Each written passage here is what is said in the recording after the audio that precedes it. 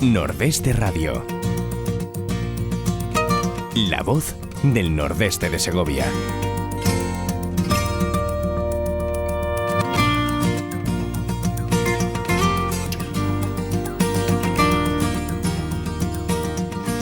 Hola amigos, muy buenos días y bienvenidos a Nordeste Radio. Hoy ya es 24 de marzo, caramba, cómo pasa el tiempo, y tenemos la Semana Santa ahí pegadita, pero pegadita. Luego les comentaremos en el siguiente programa algo sobre la Semana Santa y sobre cómo va esto del COVID y bueno, sobre muchas más cosas. Pero hoy en este programa vamos a hablar de algo fabuloso. El domingo pasado se celebró el Día Internacional de la Poesía y nosotros vamos a aprovechar para hablar hoy de poesía y nada más ni nada menos que vamos a hablar con la dama del aire. Sara Isabel Rivera, muy buenos días, ¿cómo estás?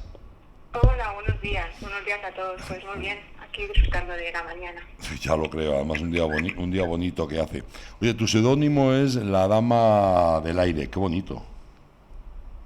Sí, me llamaba mucho la atención, se me ocurría después por la dama del alba de Alejandro Casona, estuve pensando en seudónimos y al final digo, bueno, me voy a quedar con la dama del aire. Pues que me parece una lección fabulosa. Tú eres licenciada en Derecho. Tú empiezas con la literatura pues prácticamente cuando eras una niña, y lo que más te impactó, caramba, no es mala elección, las rimas y leyendas de Gustavo Adolfo Bécquer. Sí, yo recuerdo de niña que tenía ese libro en casa y me gustaba mucho este libro, las leyendas de él, lo contaba y cómo lo contaba y bueno, poco a poco pues empecé un poco a escribir y fue un poco pues mejorando mi técnica despacio que tenían en el colegio, una profesora también que me animó mucho a que siguiese escribiendo. Después pasé por la sur de una temporada porque pues, a través de la vida lo típico es pues, que tienes la pareja, te casas, tienes los niños y después cuando estás un poco más libre pues lo retomas, ¿no? Pero bueno. Pero llevas mucho tiempo escribiendo, estás colaborando en Radio Morata, con Vicente del Pino, o sea que estás siempre muy vinculada a la poesía. Sí, después pues reconozco que a través de las redes sociales pues he conocido, por ejemplo, a grandes poetas, por ejemplo, se me está ocurriendo a mi gran amigo Antonio de Ganzo. Antonio de Ganzo, que es un gran poeta, o una persona que Antonio de Ganzo precisamente le entrevistamos en Radio Morata. Y después una persona que me gustaría mucho conocer, que admiro mucho, es Carmen Castejón Cabeceira. ¿Casa te gustaría conocerla? Sí. Claro. Oye, la poesía, tu obra es desde el corazón, un hombre realmente bonito y entrañable. ¿Qué cuenta la poesía? ¿Por qué? ¿Qué nos mueve a leer poesía o a escribir poesía? Pues yo, esta pregunta me la he hecho en varias ocasiones, también la comenté a Adolfo Pascual. Yo pienso que lo que... yo lo veo desde mi punto de vista, ¿no? Desde mi punto de vista empieza, es como algo un poco terapéutico, es decir, muchas veces pasas por diversos encrucijadas que no sabes cómo resolver, es una forma de volcarlo y una forma de librarte de ellos escribiendo. Y empiezas así, y de verdad que es muy liberador, lo escribes, lo plasmas en un papel y te encuentras bastante bien después de haberlo expuesto. Tú fíjate que los temas que se toca tú en el poemario tuyo, Desde el Corazón, son temas absolutamente dispares. Hablas de la vida, hablas del desamor, hablas del paso del tiempo, hablas de tantas cosas en tus poesías. Realmente cuando escribes tú esas poesías, ¿son reflexiones tuyas? Son reflexiones mías y también a través de lo que veo, lo que observo, pues son reflexiones mías. Sí, son reflexiones mías. En ocasiones cuando leemos poesía, porque yo creo que al final todo el mundo, hay un momento en el que lee poesía y reflexiona sobre las poesías que lee. En ocasiones es la nostalgia lo que nos inunda cuando leemos poesía.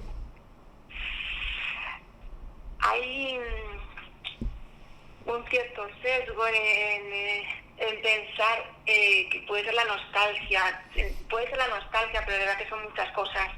Y hay tantas y tantas cosas de las que se puede hablar y de las que se puede... Una sensación todo lo contrario, una sensación de realmente que te encuentres muy bien y lo quieras volcar, una sensación de plenitud y lo quieras plasmar. Yo invito también desde aquí, yo quiero hacer un frente común, porque yo creo que se tiene una noción de la poesía bastante pobre. Yo creo que también es el tema, por lo que viene, que no se quiera, no te atrevas con la poesía. Yo creo que se tiene una noción de la poesía como muy académica, todavía muy académica, y hoy por hoy hay muchos tipos de poesía que puedes encontrar. Es una poesía como la mía, que puede ser todavía muy incipiente y que me queda mucho camino por delante, o te puedes encontrar poesías más elaboradas, poesías tipo experimental, poesía erótica. Hay mucho campo, ¿no? Yo invito a todo el mundo que se atrevan a hablar de poesía. Estás preparando otro poemario, ¿no? Estoy preparando otro poemario que tendrá más poemas, serán unos poemas más elaborados, más extensos, cada uno de los poemas, y en un principio estaba barajando la idea, durante un tiempo quería que se titulara En la encrucijada, pero creo que al final se va a quedar con el título de Rumbo a Ítaca. Oye, ¿qué te iba a decir? El tema de la pandemia, que de alguna forma nos ha cambiado a todos bastante, ¿te ha cambiado a ti también a la hora de escribir tus poemas? Pues yo, fíjate, yo creo que no. No, qué bien. Yo creo que no. Ajá. No, porque, no sé, yo sigo teniendo el mismo... A todos nos ha cambiado y todo nos ha movido, evidentemente, por la grave situación en la que estamos pasando. Pero... es que claro, depende de tantas cosas, depende de tanto cada uno. Es que a mí tampoco... a lo mejor hubiera sido... Disculpa. No, tranquila. Sí, hubiera sido ocurrido alguna catástrofe en mi vida personal o tal, pues a lo mejor hubiese cambiado mi forma de escribir y tal, pero no, tampoco...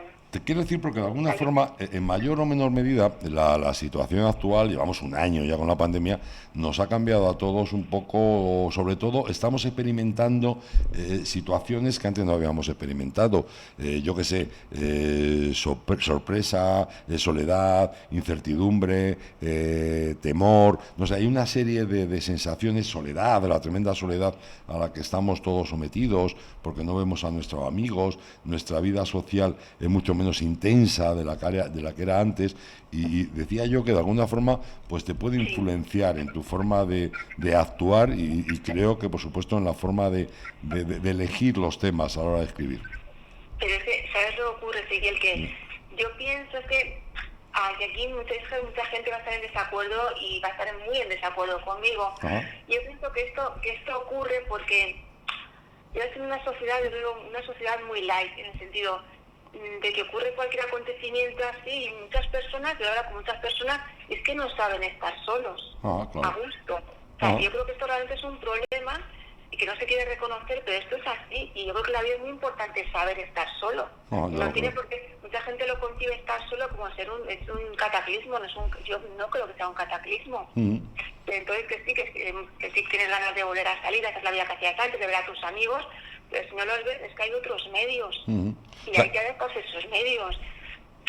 O sea, que de alguna forma... ¿Entiendes? Sí, además... Una sociedad un poco también, una sociedad muy cómoda, muy producto de salir un tiempo, o se tapan las cosas así más graves, y entonces se hallar una actividad un poco cómoda, hedonista y tal, y lo que está, el problema es tápalo. No, es que no soy partidaria de eso. Yo creo que hay que trabajar para que todos seamos ser en ese sentido más independientes y podamos tocar una etapa de estar de hacer una vida más retirado de lo social, pues saberlo llevar bien, no tiene que ser un cataclismo.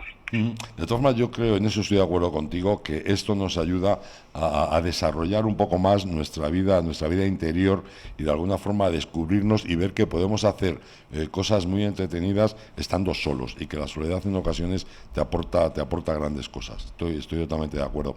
Oye, una cosa importante, porque muchas veces yo creo que nuestra vida es muy contradictoria, nuestra forma de pensar es también muy contradictoria, y tocas temas que son vitales, como la vida, como la muerte, y una cosa tremenda, el paso del tiempo, el cómo se entiende el paso del tiempo. Claro, esto es muy complejo y va variando, claro, a medida que vas creciendo y van pasando los años, vas cambiando de perspectiva de la vida, de las cosas, de que es el paso del tiempo. Y llega un momento, a mí me está pasando, llega un momento, cerca de los 40 y tantos, 50 años, que empiezas ya a hacer como una pequeña lectura de lo que te ha pasado hasta ese tiempo, y empiezas a rememorar cosas que te han ocurrido, a echar la vista atrás, hice bien, no hice bien, cómo he llevado hasta aquí, cómo ha sido mi recorrido hasta aquí, podría haber tenido otras opciones. O sea, que evalúas, evalúas un poco el paso de tu vida. Creo que nos pasa a todo el mundo. Sí, claro. Cuando llegamos a unos años. Oye, me han dicho que tú recitas y muy bien. Entonces... Como Vicente, es un prodigio de hombre como recita. Ya, pero me han dicho que tú también lo haces y muy bien. Estamos hablando de tu poemario, desde el corazón. Yo creo que todos tenemos un niño favorito cuando escribes así varios poemas. ¿Nos podías recitar, cosa te agradecería yo a todos nuestros oyentes, uno que a ti te gustara? Pues sí, lo tengo aquí delante. Vamos a ver. Venga. Uno muy cortito, que me gusta mucho. A ver. Se titula Desde este mi valle eterno. Ah, qué bonito. Desde este mi valle eterno sueño con sueños inalcanzables, mas es tan dulce tu recuerdo. Sobre la tierra fértil nace una nueva esperanza que juega con tus desvelos, mientras la noche aguarda, y con la aurora renace una vez más el deseo que nace del alma, que grita a lo lejos, unidos por hilo invisible, tu sombra y mi sombra enlazadas, formando remolinos de viento. Y aunque intente el olvido, mi intención es inútil, pues tu destino es el mío. Tu vida discurre por mis venas, tu muerte me sumerge en el abismo. Qué bonito, qué bonito. Es que me encanta. ¿Hace falta una sensibilidad especial para escribir poesía? ¿Perdón? Que si hace falta una sensibilidad especial para poder plasmar, como tú has plasmado, esos pensamientos. Para escribir poesía, ¿hace falta algo especial? Yo pienso que sí, pero es como en cualquier tema artístico. O sea, tú puedes, porque yo, por ejemplo, estoy acordando cuando estudiaba guitarra clásica, que tú puedes, lo voy a poner con una comparativa. Estudiar música, estudias una partitura, ya los compases, la ejecución, lo aprendes, pero después ¿cómo interpretas eso? Claro. ¿Dónde está la interpretación? Lo puedes ejecutar muy bien y tocar muy bien. En esto ocurre lo mismo. Tú puedes escribir, el tema de poesía, sí, tienes que tener cierta sensibilidad. Yo creo que hay que tener cierta sensibilidad. Pienso yo que soy una persona muy observadora, interesarse mucho en las cosas, ser muy observador de lo que ocurre fuera, de lo que ocurre en la gente cercana a ti, de los problemas reales, también los problemas reales de las personas, y llevarlo a las letras, a las palabras, y saberlo después. Muchas veces que te ocurre o tienes algo sobre lo que escribir y a ver cómo lo plasmas, no es fácil. No es fácil después volcarlo muchas veces. Después muchas veces pasas por lapsus, pasas por etapas que no se te ocurren nada, que escribes cosas y las tiras, a la no te gusta nada. Claro. Después pasas por varias etapas en las que no reconoces lo que has escrito antes, pero porque todo vas evolucionando. Sí. Oye, ¿cómo consideras tú que es la forma ideal de leer poesía? Porque a mí sí me ha pasado, y supongo que a mucha gente también, que lees un poema y tienes unas sensaciones. Y pasa el tiempo, y a lo mejor tu estado de ánimo es otro, y las sensaciones que te despierta ese poema son otras totalmente distintos. ¿Tú crees que realmente para leer poesía, no leerte un libro de tacada, ni muchísimo menos, es leer un poema y luego reflexionarlo, pensarlo, sentirlo? Yo voy a decir una cosa que tampoco va a ser un poco, no sé cómo denominarlo. Yo sinceramente, si una persona que quiere leer poesía coge un libro, lee un poema y no le dice nada, que por favor que no lo siga leyendo. Sí. Que coja otro libro que le diga algo, y da igual, es que es independiente, si en un momento te dirá unas cosas, en otro momento te dirá otras cosas, pero por favor que le transmita algo. No. Si no, por favor, lee otro libro que no lo siga, o lo deje para otro momento, a lo mejor dentro de unos años sí le llega lo que quiere decir ese autor o ese poema. Pero en todo caso, siempre es bueno, si te transmite algo, es indiferente. Te transmite unas cosas en un momento de tu vida, pero te transmite a otras. Pero por favor, que te transmita. Sí, tiene que transmita. Tiene que transmitir, en eso estoy totalmente de acuerdo. También es cierto que tú en un poemario que tiene una recopilación de varios poemas, hay unos que te encantan y otros que no. Incluso, pues yo qué sé, de quienes estábamos hablando antes, de grandes escritores, de grandes poetas que además tienen un reconocimiento impresionante, y hay unos poemas que te impactan tremendamente y otros pues no te dicen nada. Es posiblemente porque no llegas a entender tú el mensaje del poema o lo que quiere contarte el poeta. ¿Desde el punto de vista del lector o del escritor? Del lector. Te hablo del lector. Del lector. Puede ser varias opciones, varias posibilidades. Puede ser que sea un poema más elaborado y en ese momento no llegues a entender lo que quiere decir o lo que pretende decir el escritor. Puede ser que realmente por la temática no te llame o que no te llame directamente la temática de lo que está hablando. O posiblemente, yo creo que eso también, según lo estás escribiendo, te puede ocurrir que tú quieres contar una cosa en un poema y te das cuenta de que luego al leerlo es difícil sacar el mensaje de lo que tú quieres transmitir. Es complejo. Es muy complejo. Es muy complejo, es que es muy complejo. Ya, sobre todo en poesía es muy difícil, Pero muchas veces incluso te sorprende cuando escribes porque vas en una dirección y acabas te metes en otro sitio. Uh-huh. Pero sí ocurre con bastante frecuencia. ¿En la poesía hay mucho de inspiración? Yo pienso que sí, fíjate, que hay mucho de inspiración. También creo que es importante leer mucho, leer distinto, leer a mucha gente distinta, intentar formarte, tener una cierta técnica, todo es un todo, pero sí hay mucho, yo creo que sí que hay mucho de inspiración.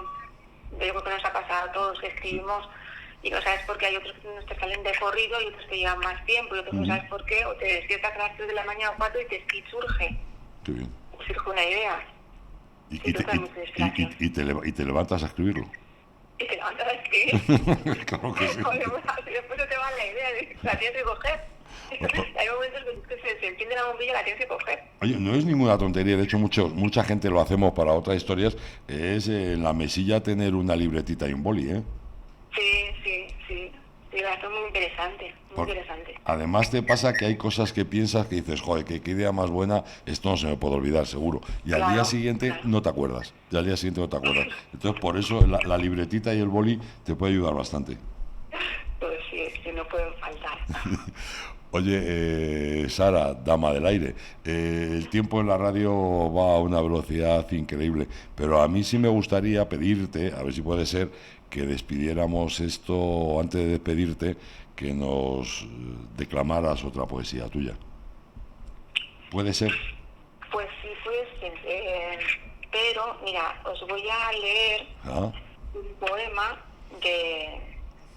inédito, de que no está todavía editado, ¿vale? Ah, qué bien, o sea, una auténtica primicia. Sí. Muy bien, muy bien. Pues la verdad es que en este segundo poemario también tengo mucha ilusión, porque lo estoy preparando más tiempo y va a ser más extenso. A ver, vamos a ver.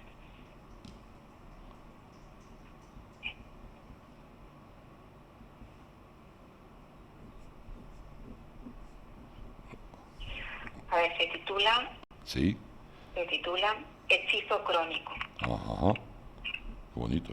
No sé, a ver un momento, por favor. Tranquila. Vale, ahora. No sé lo que la vida me depara. No sé si el cielo se pondrá esta vez de mi lado, ni si el destino se confabulará de nuevo en mi contra. Viajo por mundos repletos de esperanza, acompañadas de mis notas musicales en tonalidad menor. Pues ellas son mis más leales y fieles compañeras de viaje. No pretendo la gloria ni la fortuna, no pretendo la comodidad de los días hedonistas, pues conocerte ha sido el más preciado regalo de esta vida. ¿Podría acaso desear algo mejor que tu propia existencia? ¿Qué sentido tendría buscar algo que ya he encontrado? Navegar a tu lado es como viajar a través de la historia, es volver a nacer de nuevo cada día, es conquistar una idea envuelta en unas ilusiones, es regalarte mis besos envuelta en nubes de azar y canela, es desear una idea y hacerla tuya sin amarre alguno, es entregarte mi vida sin pedir nada a cambio, es finalmente amarte sin pausa alguna, con las manos abiertas y el corazón inundado de poemas. Qué maravilla. Qué bonito, qué bonito. Eso, y además, ya saben, es inédito, no está todavía editado. Nos lo ha dedicado la Dama del Aire en primicia aquí en Nordeste Radio. Antes de irte, nos hacen dos preguntas, Luis Manuel nos hace dos preguntas que te quiero transmitir. Una de ellas es, ¿existe mucha diferencia entre la poesía de los clásicos y la que se está escribiendo ahora mismo? Supongo que, claro, como todo cambia. Claro, todo cambia, hay que ponerse en situación histórica y del momento y de aquella época en que regían antes pues unos cánones a la hora de escribir y una cierta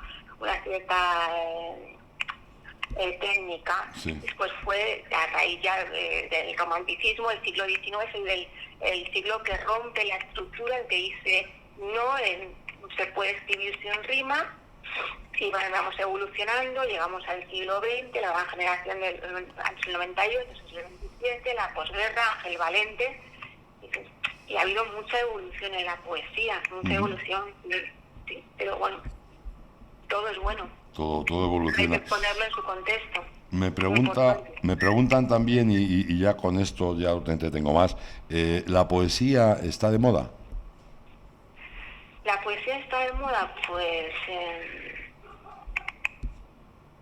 yo por lo que vengo observando, sí veo que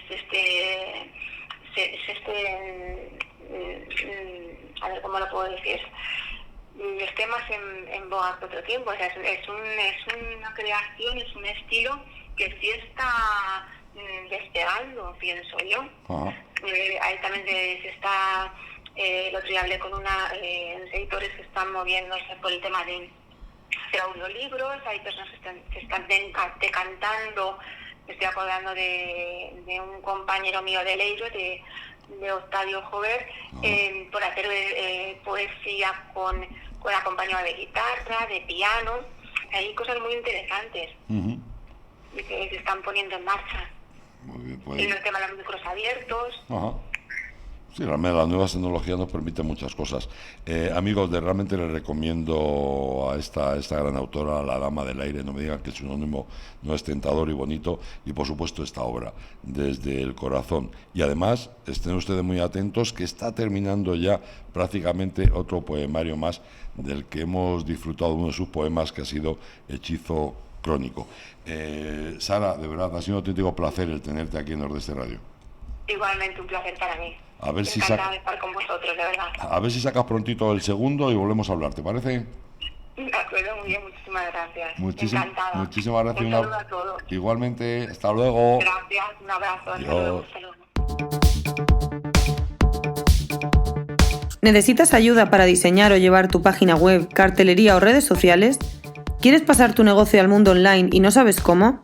En Radio Argo y Más podemos ayudarte. No dudes en ponerte en contacto con nosotros al 671 091 098. Tenemos tu solución. 671 091 098.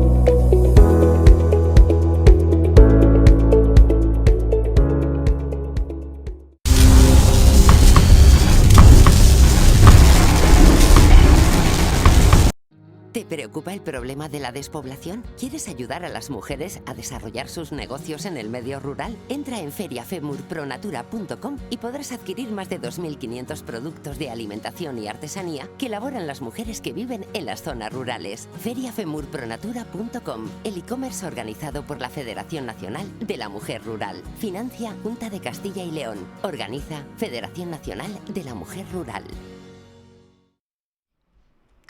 Bueno, amigos, pues esto de la radio es así. Hemos estado disfrutando con Sara Isabel Rivera, la dama del aire, de su poemario Desde el Corazón. Y ahora damos un salto. Saludamos a José Luis García Casado. José Luis, muy buenas. Buenos días. Él sería, en lugar de la dama del aire, sería el caballero del huracán, yo que sé, algo así. Y vamos a hablar de un personaje que es Pedro I el Cruel. Caramba, qué salto, ¿eh? José Luis, ¿cómo estás? Pues bien, aquí sentado esperando a tener este ratito de conversación con vosotros. Pero has disfrutado antes también escuchando a Sara y su poemario. Sí, señor. Pues yo sé que a ti la poesía te gusta mucho. Bueno, ¿qué nos cuentas También. Sí, la verdad es que tú a nivel de literatura y a nivel de música eres una persona altamente recomendable. Puedes hacer unas sugerencias extraordinarias, eso es cierto. Bueno, y el pasar ratos juntos simplemente charlando y tomando un vino es algo que también añoramos todos. Caramba, como lo echo de menos. Incluso dos vinos. Incluso dos vinos, sí. Bueno, vamos a hablar hoy, José Luis, nos vas a hablar tú de Pedro I el Cruel. ¿Qué nos cuentas de este hombre? Pedro I al que llamaron el Cruel, unos le llamaron el Cruel, sus enemigos, claro. y sus amigos le llamaron el Justiciero. Está claro. Esto demuestra de cómo se escribe la historia. Claro, evidentemente. La verdad es que dejó una buena siembra de cadáveres a lo largo de su reinado, pero bueno, de hecho iremos hablando ahora poquito a poquito. Ya os conté la semana pasada que nuestro rey castellano, Alfonso XI, se pasó a la vida al lado de una bella viuda, Leonor de Guzmán, ¿me acordáis? Sí. Por supuesto, lejos de su esposa oficial, que era María de Portugal. Pero cuando el rey murió, pues imaginaros, María la portuguesa mandó apresar y matar a Leonor. La desposeyó de todo lo que le había dado Alfonso XI, que no era poco, castillos y territorios, influencia, poder, en fin. Era la reina de facto, aunque no lo era de derecho. Pues un ratito que estuvieron juntos el rey y la reina, y digo la reina, la oficial, la de verdad, por razones de Estado, en realidad por presiones de parte de la nobleza y de la Iglesia. Pues como digo, una breve convivencia, algo así como un vis a vis, sirvió para que la reina, la oficial, engendrara un hijo varón, un heredero. Este heredero reinó en Castilla con el nombre de Pedro I, al que, como decíamos al principio, llamaron el Cruel. Y parece ser que se lo merecía.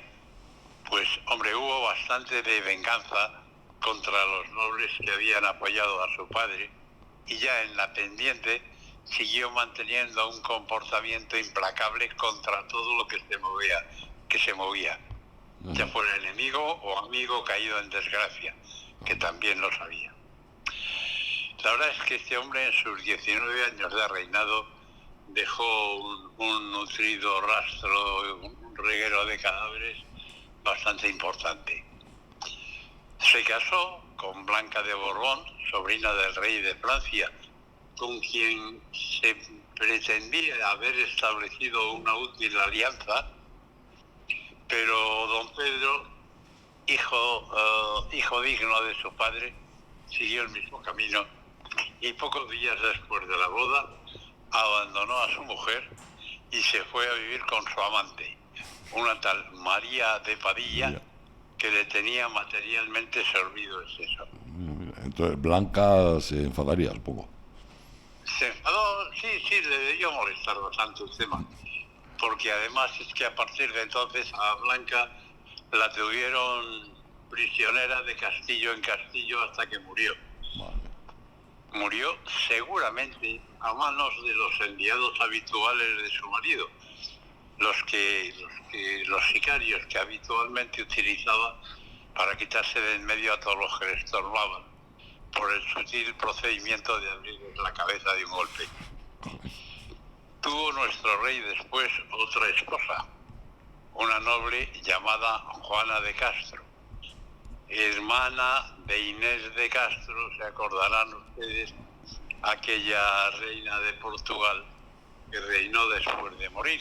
Cuenta la leyenda que reinó después de morir, pero esa es otra historia que no hace al caso. Pero bueno, se casó con una hermana, Juana, y esta noble dama consiguió atrapar al rey como marido, argumentando que si quería algo de ella, primero tenía que pasar por el altar y después conseguirlo, porque ella era una mujer decente, naturalmente.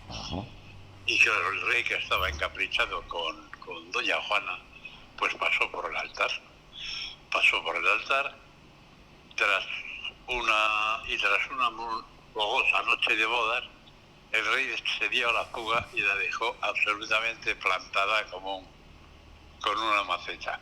Madre mía. No volvió a acordarse de ella, jamás, no volvió a tener contacto con ella. Ella de él sí que se acordó, pues en esa noche de pasión la dejó embarazada. Caramba. Bueno. Otra que también había quedado embarazada fue la eterna amante de su padre, Leonor de Guzmán. Acordaros que le dio 8 hijos a Alfonso. Sí. Bueno, le dio 9, 8 varones y una hembra. Ajá.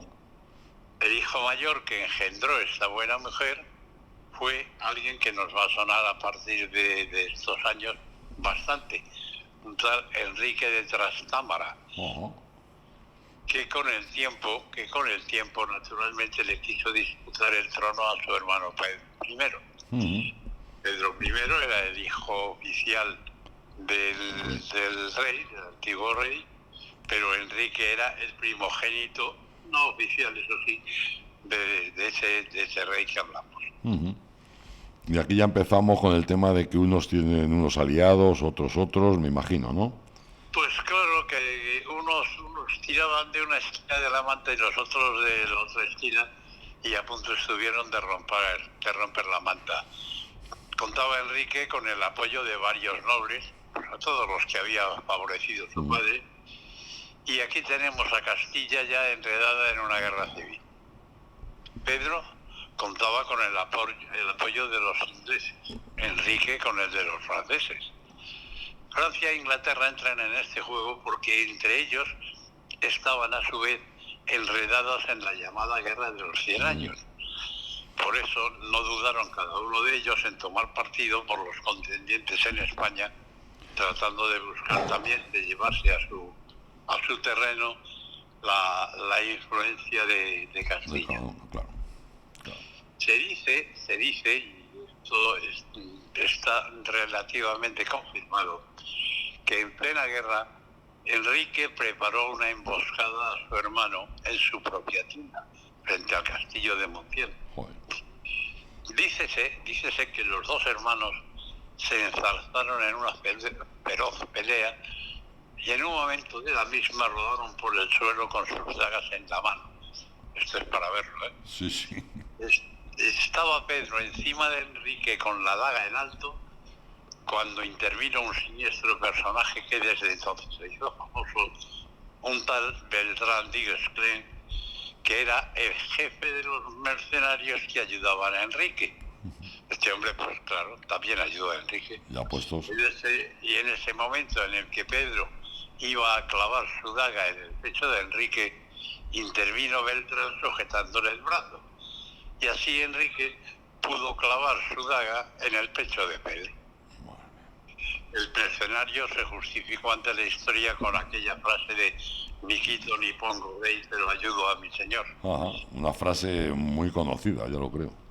Efectivamente. Así que ya tenemos a Enrique sentado en el trono de Castilla, inaugurando con ello una nueva dinastía que, eso sí, consiguió asentarse a base de sobornar y otorgar privilegios a los nobles. Tan es así que Enrique es conocido en la historia como el de las Mercedes, por las que prodigaba, sí, está claro, por tener comprada la nobleza.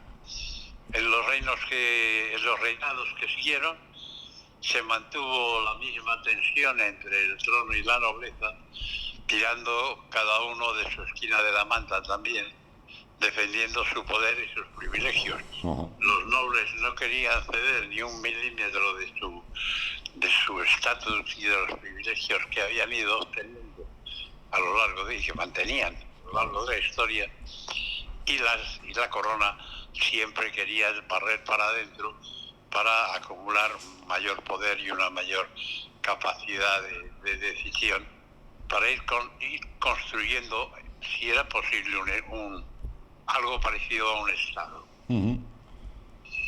Y no nos hemos olvidado de los otros habitantes de Hispania. Los moros.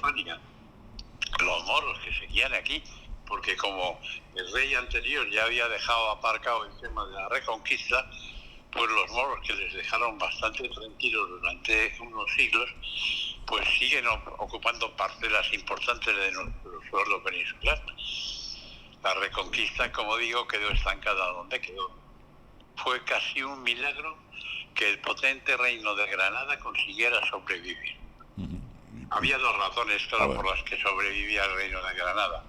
Una era estratégica y otra económica. Posiblemente la más importante fue la segunda, como siempre. No te quepa la menor duda, lo explicamos. La razón estratégica viene definida por la actividad sutil y delicada de la diplomacia nazarí, que era lo bastante hábil como para mantener equilibradas sus relaciones con los reinos cristianos y con Marruecos, y manteniendo alianzas con sus vecinos cristianos y con los islamistas africanos. Marruecos, perdona, interrumpa, Marruecos, que no era Marruecos por aquel entonces. No era Marruecos. Claro, es a nivel físico, para hacernos idea, vamos, sí, a nivel geográfico. Para que nos instalemos dónde estaba la cabeza del imperio árabe en aquel momento, los árabes que estaban en España, vamos. Uh-huh. Pues aquí, tensando la cuerda y aflojando la cuerda según convenían sus intereses, sobrevivían con gran habilidad los islamistas nazaríes. Uh-huh. La razón económica a la que tú aludías, desde luego, viene dada por la práctica de las parias. Castilla ingresaba algo así como 20.000 doblas de oro cada año, uh-huh, fruto del tributo que pagaba el rey de Granada. Esto le quitaba a los castellanos las ganas de pelear contra el moro. Que duda cabe. Claro, porque los que tenían el oro no estaba en Granada. Uh-huh. El oro venía desde Sudán, toda la ruta del oro por el norte de África, y llegaba luego desde el norte de África a España, y de España salía hacia Europa también. Europa estaba muy necesitada de oro, uh-huh, y esta ruta castellana, por decirlo de alguna manera, del oro le venía muy bien a Europa. Uh-huh. Eso cambió Esto cambió porque después Portugal, cuando inició sus aventuras imperiales, anduvo mucho por África y hasta que consiguió, que era uno de sus objetivos, cortar la ruta del oro que venía de Sudán y trasladarla a través de Portugal, con lo cual se fastidió un poco el tema para los castellanos, porque Granada se quedó sin que pasara el oro por allí. Otra clave también en el terreno económico venía dada por la floreciente economía granadina. Claro, una población numerosa, y había ya mucho moro concentrado que había venido huyendo de las tierras conquistadas por los cristianos. Había una numerosa colonia judía y los judeocristianos que quedaban por allí, pues que tantos cambios de cristianos, moros y cristianos, ellos habían seguido en su sitio y bueno, pues había una densidad de población bastante importante, un aprovechamiento inteligente de los recursos agrícolas y un muy potente comercio con países mediterráneos que permitió países mediterráneos, moros y cristianos. Ahí no había restricciones en el comercio. Pero eso permitió desarrollar la artesanía y el comercio, que fueron las otras claves que sostuvieron y desarrollaron la economía del reino de Granada. Porque los moros, por contra de lo que hacían los castellanos, los moros, con todos esos recursos que obtenían de su economía floreciente, los iban aplicando también a desarrollar la artesanía y a desarrollar pues, la industria más o menos rudimentaria que hubiera, pero se dedicaron a desarrollarla, con lo cual generaban más riqueza. No como los castellanos, que tuvimos tuvieron una magnífica oportunidad, que obtenían muchos recursos del comercio de la lana, y un floreciente tráfico mercantil con Europa, con el tema de la lana, del que además, por ejemplo, Segovia se aprovechó mucho, porque llegó incluso a desarrollar una potente economía basada en... Segovia estaba además en la mitad del camino de la transhumancia. Segovia y Burgos también. Segovia y Burgos, claro, efectivamente. Claro. Quería centrarme más en Segovia por aquello de que estamos en Segovia. Desarrollaron efectivamente un comercio y obtenían muchos recursos, y aprovecharon muy bien de que la ruta de la transhumancia pasaba por allí. Y bueno, pues de los moros que estábamos hablando, que quedaban en Granada, llegaron a convivir razonablemente con sus vecinos cristianos. Se llevaban bien y se llevaban mal. Depende del momento. Había unas fronteras que eran relativamente estables, pero que de vez en cuando tenían sus escaramuzas, ¿no? Se peleaban, hacían avanzadas al terreno enemigo, se volvían otra vez a su sitio, arramplaban con algún botín, naturalmente. Luego, en otros momentos de mayor exaltación de la amistad, pues celebraban fiestas juntos, se invitaban a sus bodas unos a otros, como dice el refrán, lo cortés no quita lo caliente. Y se cuenta incluso una anécdota de una reina cristiana que estaba empeñadísima en disparar su ballesta contra una torre árabe. Bueno, al final la llevaron cerca de un alcázar del reino vecino. Y la reina se aprestó a tirar con la ballesta contra la torre. Lo hizo, y los moros que estaban dentro del alcázar, que se dieron cuenta de lo que pasaba, pues tuvieron el detalle de organizar, de montar sobre la marcha un alarde para disfrute y agrado de la reina. Para que veas. Al día siguiente se darían de bofetadas, pero en aquel momento pues estaban en vena de buena vecindad y incluso los moros hicieron su alarde allí a campo abierto para que la reina disfrutara. Qué bien, qué bonito. Y yo creo que por hoy no vamos a aburrir más a nuestros oyentes con las historias idas y venidas de moros y cristianos. Pues amigos, vamos a centrarnos ya la semana que viene en la nueva dinastía Trastámara, que tan importante fue que de hecho fue el origen remoto, pero el origen de lo que hoy llamamos España. Ya lo creo. Y además veremos, supongo, que veremos también lo complicado que cambia las dinastías. Que en la historia hablamos, si cambia la dinastía esta por otra y parece que ya está, y suelen ser bastante complicados los cambios de dinastía. No es como cambiar a un presidente de un banco, decir, tú te vas y yo me quedo. No, la cosa es muchísimo más compleja y con muchos más matices.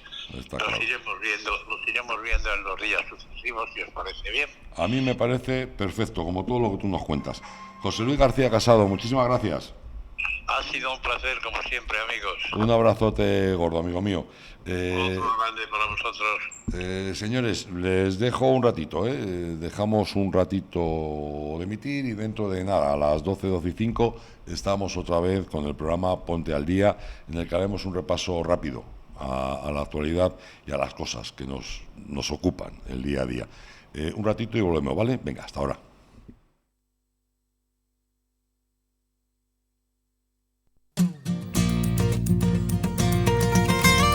Nordeste Radio.